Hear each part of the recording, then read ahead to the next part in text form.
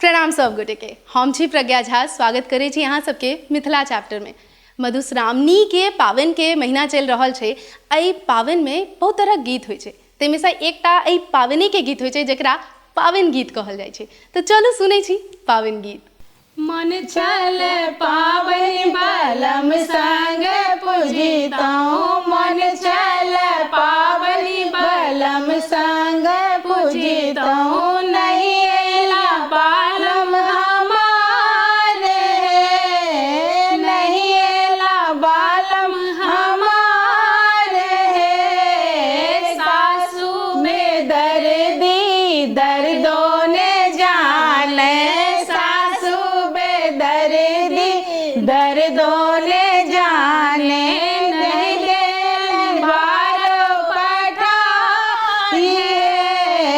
नहीं देलन बारो पठाइए, मन चल पावन बलम संग पूजितौं, नहीं एला बालम हमारे, गोतनी भी दर्दी दर्दों ने जाने, गोतनी में दर्दी दर्दों ने जाने, नहीं देलन गौरी बनाई है, नहीं देलन गौरी बनाई है, मन चल पावन बलम संग पूजितौं, नहीं एला बालम हमारे,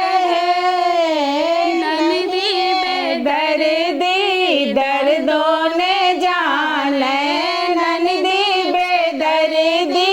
दर्दों ने जाने,